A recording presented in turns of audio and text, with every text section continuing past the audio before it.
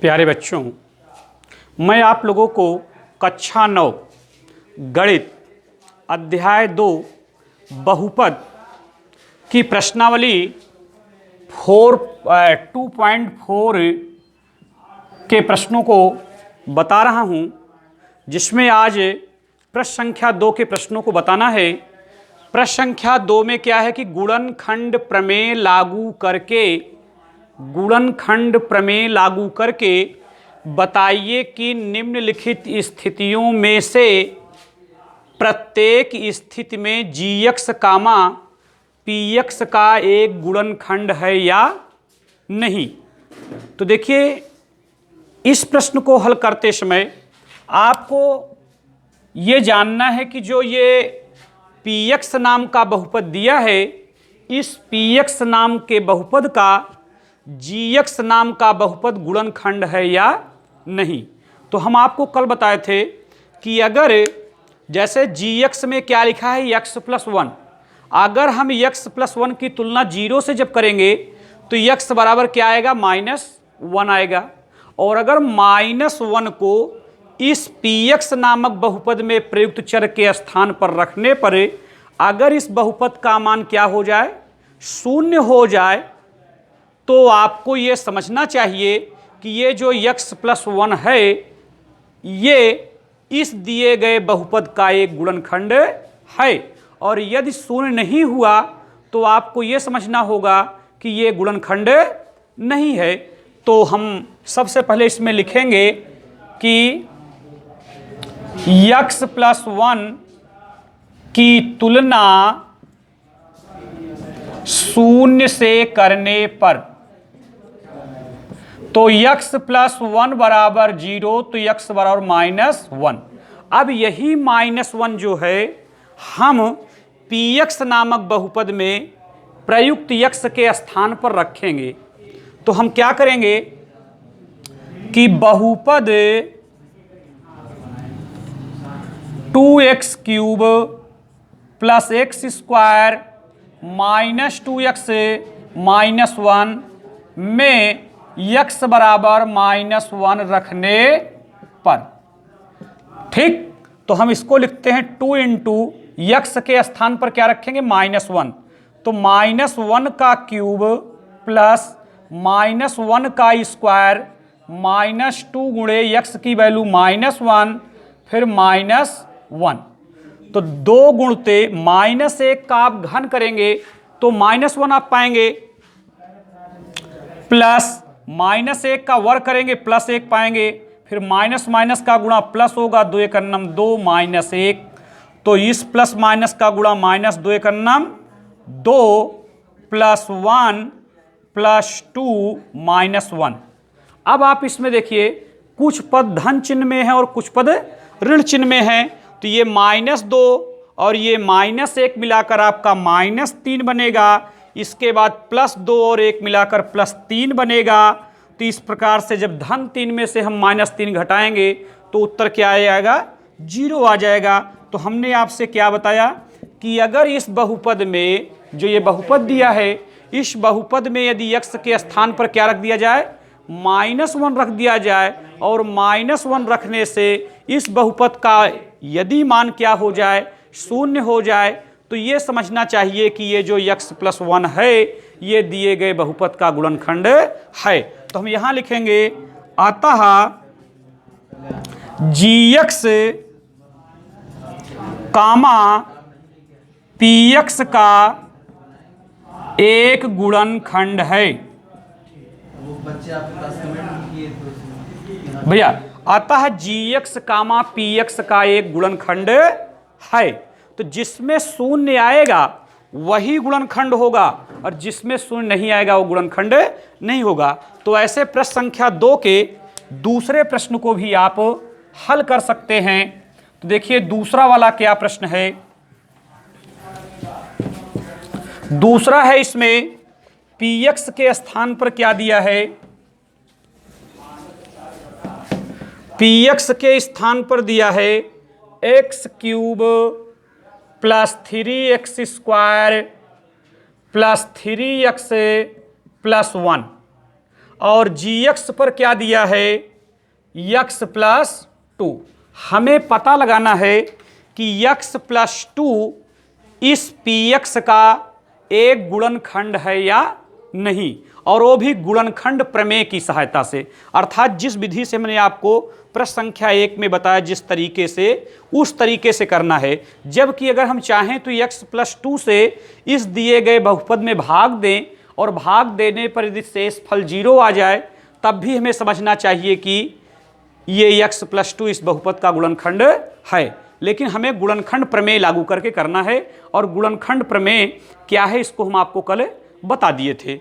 तो देखिए, जो इसमें x प्लस 2 है, हम सबसे पहले क्या करेंगे कि x प्लस 2 की तुलना हम किससे करेंगे, शून्य से करेंगे। तुलना शून्य से करने पर, तो हम x प्लस 2 की तुलना शून्य से करेंगे तो x बराबर -2 आएगा ना। प्लस 2 है, पक्षांतर करने पर -2 हो जाएगा। अब -2 को हम इस दिए गए बहुपद पर प्रतिस्थापित करेंगे, तो अगर इस बहुपद का मान शून्य हो गया तो x प्लस 2 जो है इस दिए गए बहुपद का एक गुणनखंड होगा, अन्यथा नहीं होगा। तो देखिए, तो हम लिखेंगे कि बहुपद x cube plus 3x square plus 3x plus 1 में x बराबर क्या रखने पर, -2 रखने पर। तो जब -2 रखने पर इसका मान शून्य होगा तब तो गुणनखंड बन जाएगा। तो देखिए, x के स्थान पर क्या रखना है, -2। तो -2 का होल क्यूब प्लस 3 इंटू -2 का whole square plus 3 into -2 plus 1। तो -2 का जब हम घन करेंगे तो -8 पाएंगे, प्लस 3 गुणते -2 का वर्ग होगा +4, प्लस माइनस का गुणा -3 दूनी 6, प्लस कितना 1, तो -8 प्लस 3 चौक 12 -6 प्लस 1। ठीक, तो ये 8 देखिए आपका धन चिन्ह में है, अरे 8 ऋण चिन्ह में है, 6 भी ऋण चिन्ह में है, तो 8 और 6 दोनों निगेटिव हैं, तो -14 हो जाएगा आपका, 8 से 14, और 12 और 1 आपका धन चिन्ह में है, तो 12 1 13। अब देखिए, ये दोनों आपस में जब घटेंगे तो 14 में से घटेगा 13, तो इसलिए आपका आंसर क्या आएगा, -1। तो देखिए, यहाँ पर शेषफल जो आ गया ये शून्य नहीं आ रहा है, -1 आ रहा है। तो हम यह कहेंगे कि ये जो x प्लस 2 है इस दिए गए बहुपद का गुणनखंड नहीं है। तो हम यहाँ लिखेंगे कि अतः gx कामा px का एक गुणनखंड नहीं है। भैया, अतः gx जो है कामा px का एक गुणनखंड नहीं है। इसी प्रकार से प्रश्न संख्या 2 में दिए गए तीसरे प्रश्न को भी आप लोग कर सकते हैं। तो देखिए, जो तीसरा वाला है उसमें px की वैल्यू क्या दी गई है, तो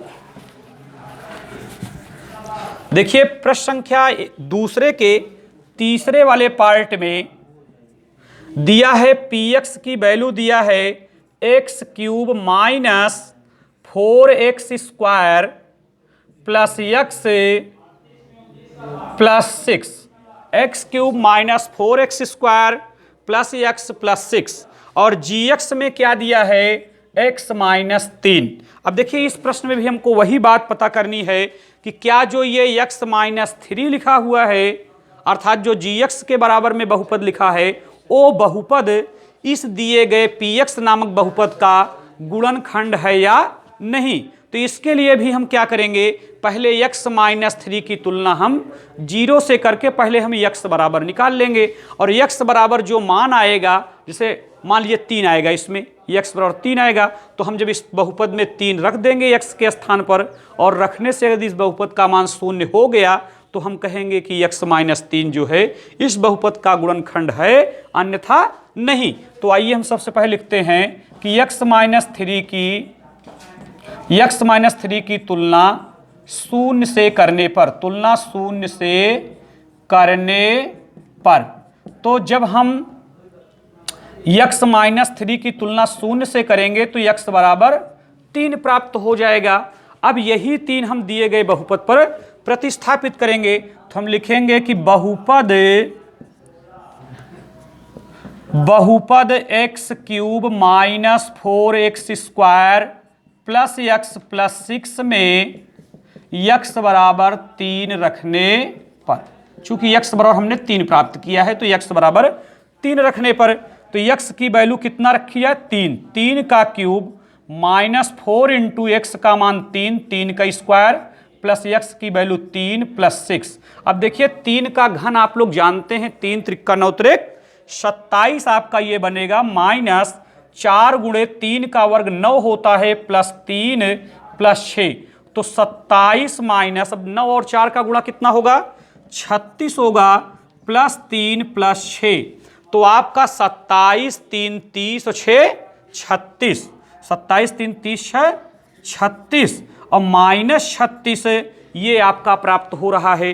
तो जब 36 में से आप 36 घटाएंगे तो क्या प्राप्त होगा 0 प्राप्त होगा। तो इस बात से ये सिद्ध होता है कि ये जो x माइनस 3 है ये इस दिए गए बहुपद का एक गुणनखंड है। चूंकि इसमें देखो x बराबर 3 रखने पर इस दिए गए बहुपद का मान 0 हो गया। एक बार पुनः समझ लीजिए कि जब किसी बहुपद का कोई बहुपद गुणनखंड है या नहीं, इस बात का यदि पता लगाना हो तो पहले आप क्या करें कि जो गुणनखंड, जिस गुणनखंड के बारे में पता करना हो पहले उसकी तुलना आप 0 से करें। जब उसकी तुलना आप 0 से करेंगे तो उसमें x बराबर या y बराबर जो भी प्रयुक्त रहेगा उसके बराबर निकल आएगा। जैसे x माइनस 3 की तुलना जब हम 0 से करेंगे तो x बराबर क्या आ जाएगा 3 आ जाएगा। अब हम बहुपद में x के स्थान पर जब 3 रखेंगे तो यदि उस बहुपद का मान 0 हो जाएगा तो हम यह कहेंगे कि ये जो x माइनस 3 है ये दिए गए बहुपद का गुणनखंड है, और अगर 0 नहीं हुआ तो हम कहेंगे गुणनखंड नहीं है। तो देखिए इसमें जो है 0 हो रहा, कैसे, चूंकि हमने x का मान क्या रखा है 3, तो 3 का घन माइनस 4 गुणे x का मान 3 का वर्ग प्लस x का मान 3 प्लस 6, 3 का घन कितना होता है 27 माइनस 4 गुणते 3 का वर्ग 9 प्लस 3 प्लस 6, तो 27 माइनस 9 चौक 36 प्लस 3 प्लस 6, तो ये 27 3 30 6 36, ये तीनों पद पॉजिटिव हैं तो ये प्लस 36 हो गया और ये माइनस 36 है, तो 36 में से 36 जाने पर क्या बचेगा 0 बचेगा। तो अर्थात ये 0 क्या बता रहा है हमें कि ये जो x माइनस 3 है अर्थात जो gx नामक बहुपद है वो px नामक बहुपद का गुणनखंड है। तो हम यहाँ लिखेंगे कि अतः gx कामा px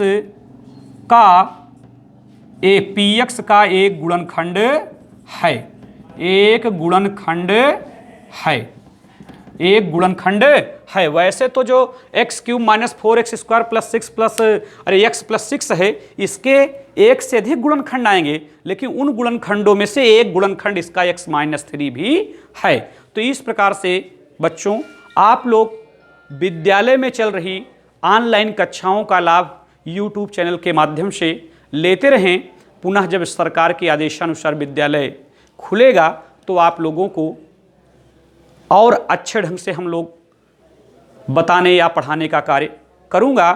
तब तक आप लोग, जब तक विद्यालय सुचारू रूप से नहीं चल रहा है तब तक आप लोग इस ऑनलाइन कक्षाओं के माध्यम से आप लोग घर पर पढ़ते रहें, घूमिए नहीं। चूँकि समय जो है वो गतिशील है, समय बीतता जाएगा, तो जो समय है उस समय का आप सदुपयोग करें। सुबह शाम एक टाइम टेबल अपना बना लें, सुबह भी 2 घंटे पढ़ने का, शाम को भी 2 घंटे पढ़ने का, बीच में जो दोपहर का समय मिले उसमें आप मोबाइल से आप लोग हर अध्यापक पढ़ा रहे हैं यहाँ पर उनकी पढ़ाई का लाभ आप प्राप्त करते रहें। धन्यवाद।